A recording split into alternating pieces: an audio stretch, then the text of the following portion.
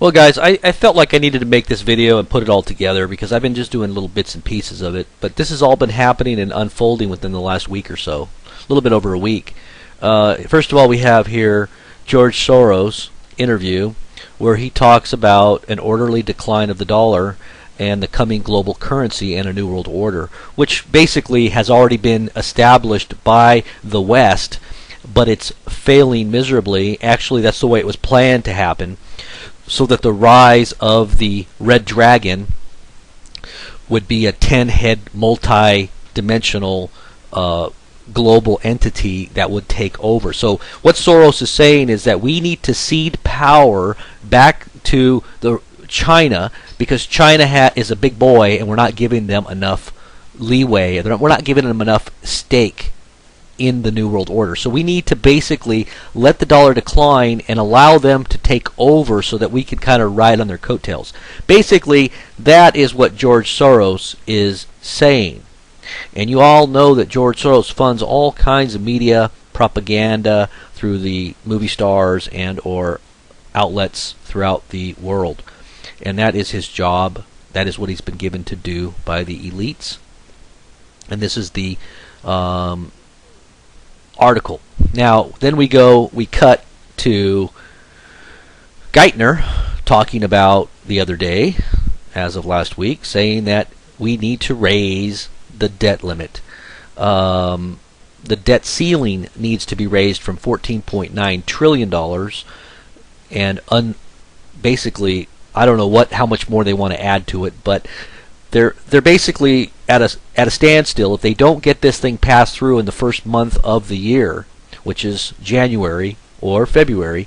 When March comes around, it'll be too late. The imminent collapse of the economy will be at hand, and he's basically saying here, if you look at this article, and I'll put all the links below the video, even a short-term or limited default would have catastrophic economic consequences that would last for decades, Geithner said.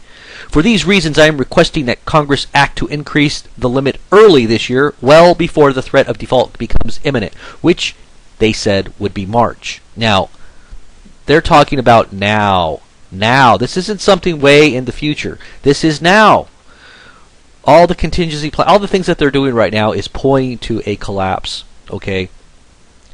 The government drills that they've been doing for a currency collapse and civil unrest, this is something that they've been planning and they've been preparing for. Obviously, they think that it's going in that direction. Thus, we get to the recent shooting. Now, this is the way they're going to bring down the controls upon the population. Obviously, that Democrat that was shot and the judge scared everybody on the Hill to death. This is thehill.com that we're looking at here. Thehill.com. Blog briefing room. Dems planning bill that would outlaw threats to lawmakers. And what this article is basically saying is that all lawmakers are now pushing for a new bill that would give the types of powers of protection that the president is afforded. So they are going to be in a little bubble of protection now because they realize the jig is up. They realize the jig is up. They realize things are really coming down upon the country, and they are probably very scared of where this is going. So they are looking for protections that the president has, the types of security that the president is afforded. And they will try to push this through here real soon. Now we go back to, I think I did the Sarkozy from France, basically saying that the food crisis is coming. Prices soar. G20 case to Obama as food prices soar. This was dated January 7th. They're pushing for greater cooperation and a stable food price because of riots and the shortages. Now, there is going to be a shortage no matter what. The supplies were very low and were misrepresented, the numbers. As of last year, they were very misrepresented. We talked about the food shortage coming in 2010, the end of 2010. Here we are at the beginning of 2011. It was a little bit late, but we are pretty much on track because of the article in 2009, which was titled Food for Dummies. And if you want to look that one up, just go on the internet. Google Food for Dummies that predicted what we see happening and how the government has been misrepresenting the numbers. The supply has not been what they said it was going to be. That's why it is going to be a stealth famine. That's why I tell you guys now, buy your food. Quickly buy your food. Stock up on your food. Food will become a commodity, a currency, a bartering economy is what we are going into if there's anything left after the collapse takes place.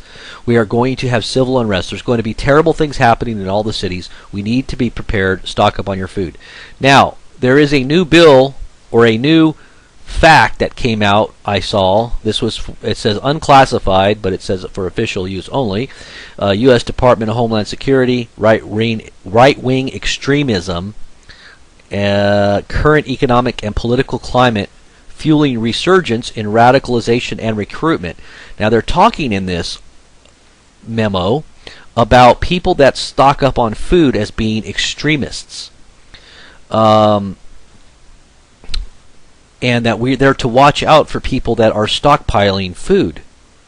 So you may want to check this link out also. I will put this also below for all you guys. And God bless you. Make sure you check out propheticseer.com. We podcast live nightly, 6 to 9 p.m. West Coast time. We talk about everything from the Bible to survival preparation techniques, how to store your food, basically how to bug out in a sense and try to